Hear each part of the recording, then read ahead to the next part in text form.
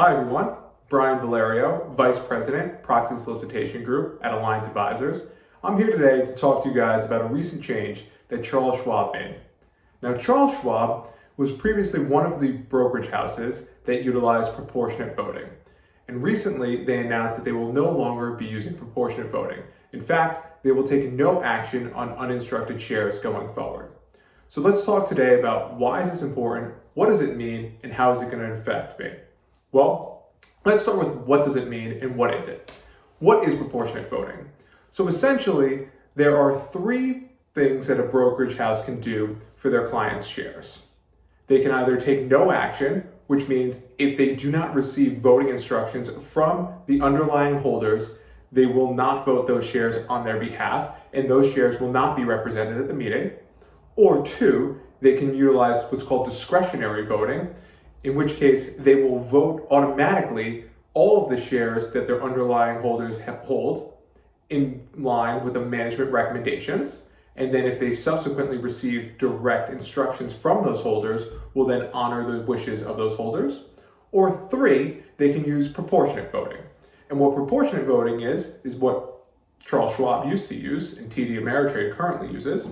Basically, the way proportionate voting works is at the end of the solicitation period, a handful of days before the solicitation period, typically 3 business days before the end of the meeting, the brokerage house will gather all the votes that it has taken so far.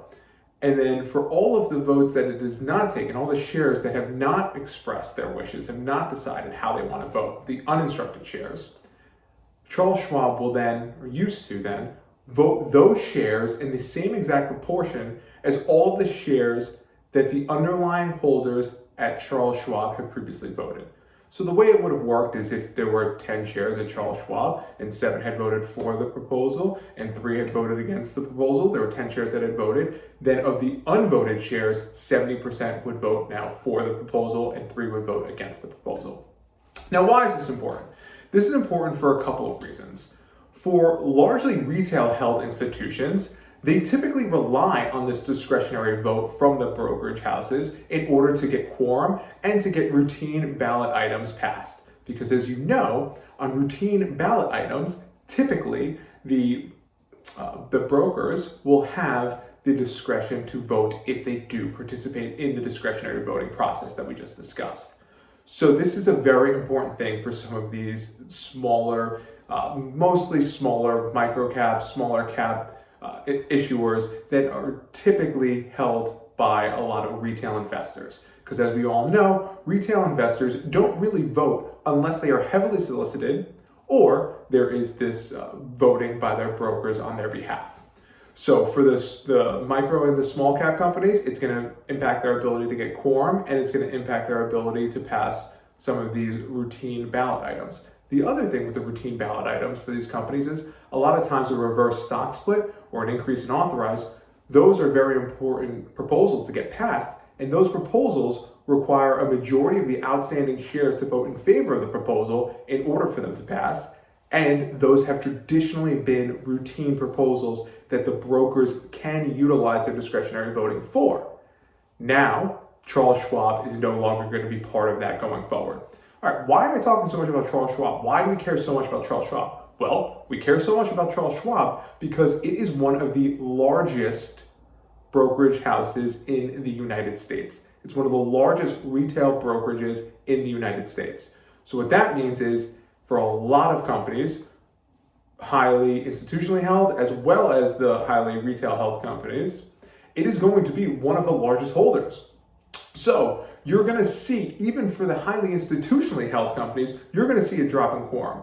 So what you might see there is you might see, a 1 or 2 percentage point drop in your quorum. Now that might not seem like such a crucial thing, but it is something to be aware of and something to prepare the board of directors so they're not caught off guard when there is a lower quorum for these highly institutionally held companies going forward. And this is all going to happen right now. It's occurring right now, so it's really going to hit for the 2020 proxy season, which is right around the corner.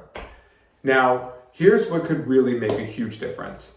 You may have seen that Charles Schwab announced last year that it is acquiring TD Ameritrade. And TD Ameritrade is also one of the largest brokerages in the United States, one of the largest retail brokerages in the United States. And TD Ameritrade also uses proportionate voting. Well, if you game this out a little bit, it seems like the announcement said that the deal will be consummated, will be concluded in the second half of 2020. And when the deal is finalized, there's probably going to be a push to, kill redundancies, right? There's probably going to be a push to have more synergy between the two companies. What is likely to happen then is we may see TD Ameritrade also drop its proportionate voting and follow Charles Schwab's lead and now take no action for the uninstructed shares. So you could have a 2-for-1 effect here, where not only has Charles Schwab gone away from proportionate voting, but you could also have TD Ameritrade go away from proportionate voting as well. So that's something to kind of keep your eye on for down the pipe. Now, what should you be doing? Basically, you need to reach out to your advisors, talk to them and say, hey, how is this going to impact me at my meeting? Is this going to be a situation where I now have to initiate a retail call campaign just to get quorum or to pass some of these, important items, the capital increase, the reverse stock split? Do we now have to take additional solicitation steps to get these items passed? Or 2, do I just need to be aware that I'm going to have a lower quorum and prepare my board for it? Either way, these are things that you need to be considering and things that you should keep in mind as the 2020 proxy season comes around. So please reach out. Brian Valerio with Alliance Advisors. If you have any questions, we did a write-up on this. It's going to be up on our website. So if you have any further questions, if you want to know anything more about this or any other proxy issues, like and subscribe, and please feel free to reach out directly. Thanks.